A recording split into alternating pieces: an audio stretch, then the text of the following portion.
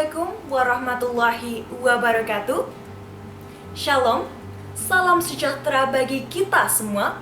Om Swastiastu, Namo Buddhaya, dan salam kebajikan. Perkenalkan, nama saya Yusrifa Azra Aulia, selaku perwakilan dari SMA Negeri 1 Kota Tegal. Pada kesempatan yang berbahagia ini, saya akan memaparkan artikel yang telah saya buat dengan judul Bullying Mengintai Pelajar Indonesia, Stop Bullying Sekarang. Apakah Bapak, Ibu, dan teman-teman sekalian pernah mendengar istilah bullying?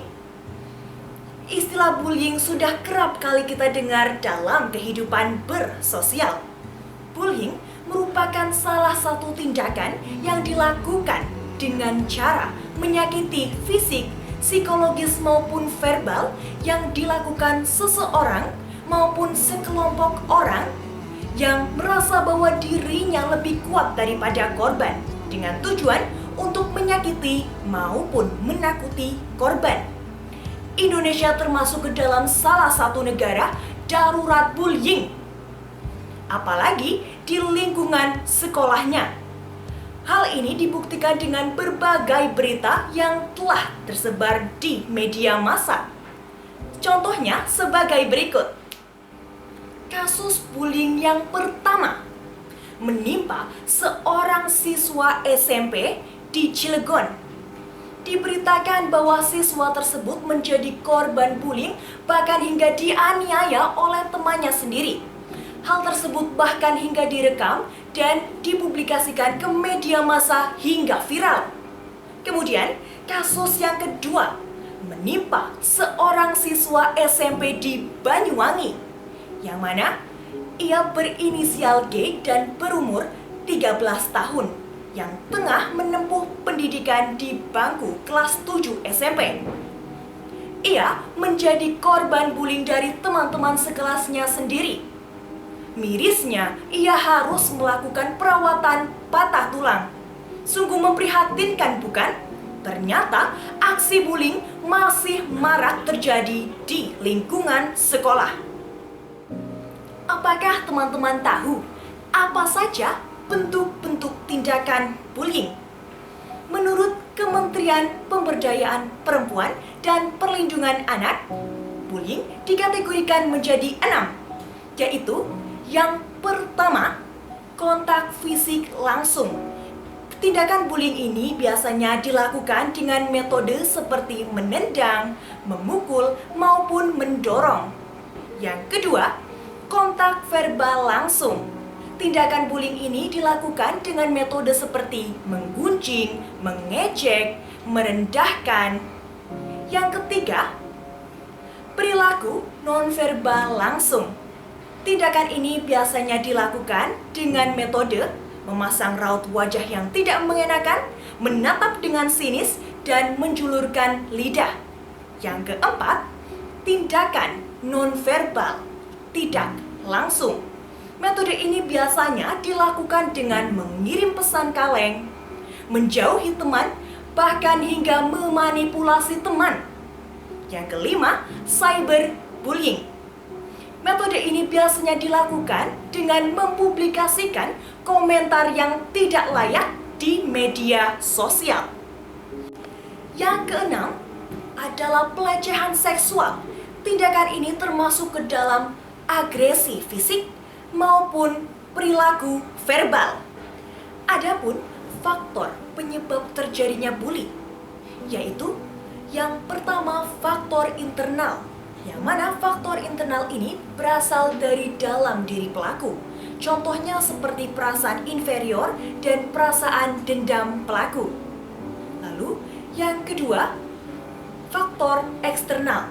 Faktor ini berasal dari lingkungan sekitar maupun teman-teman yang berada di sekitar pelaku. Contohnya seperti pelaku dahulu pernah menjadi korban bullying, maupun pelaku menonton siaran televisi yang negatif. Tentunya, tindakan bullying membawakan dampak negatif yang sangat besar bagi kedua belah pihak. Bukan hanya korban, tetapi pelaku juga mendapatkan dampak negatif. Dampak negatif yang diperoleh korban yaitu gangguan mental, prestasi menurun, dan korban menarik diri dari lingkungan sosial. Sedangkan dampak negatif yang diperoleh pelaku yaitu kehidupan pelaku tidak akan berjalan bahagia karena tidak dapat mengontrol emosinya. Pada tahun 2018, menurut Komisioner KPAI Retno Lestiani, kasus kekerasan di bidang pendidikan dipresentasikan sebagai berikut. Dari data tersebut, dapat kita ketahui bahwa pelaku dan korban bullying menempati angka presentase tertinggi. Hal ini menjadi pertanyaan besar bagi seluruh komponen masyarakat Indonesia mengenai apa peran yang harus kita lakukan untuk menurunkan angka presentase tindakan bullying di lingkungan sekolah. Untuk mengurangi tindakan bullying di lingkungan sekolah dapat dilakukan dengan membentuk regulasi.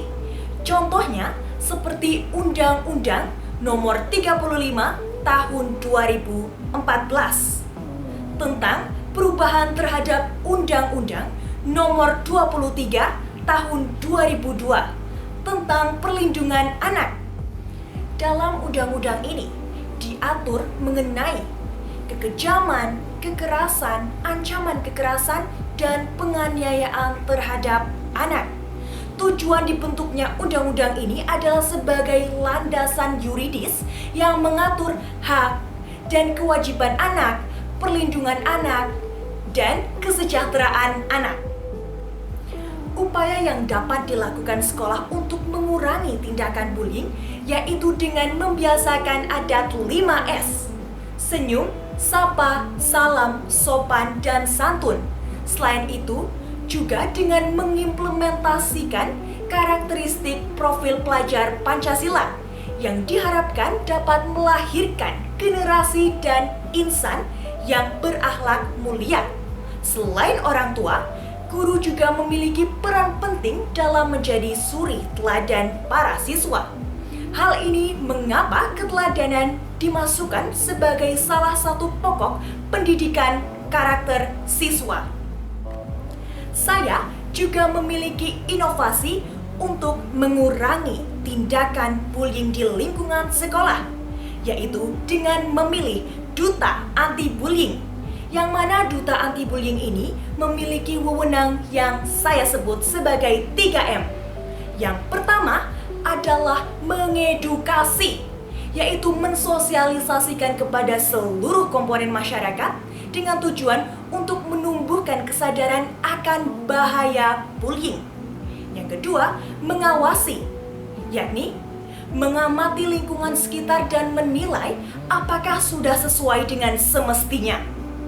Dan yang terakhir, ketiga, adalah melindungi, yakni duta anti-bullying melindungi korban bullying sesuai dengan prosedural yang ada.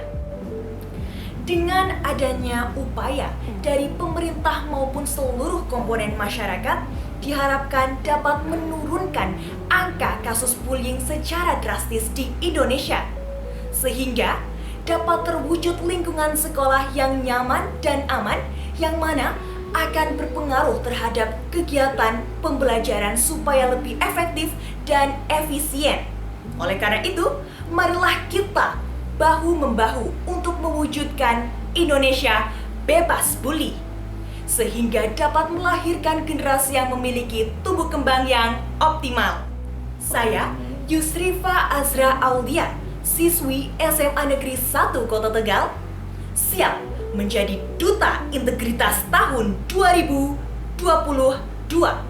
Stop bullying, start loving.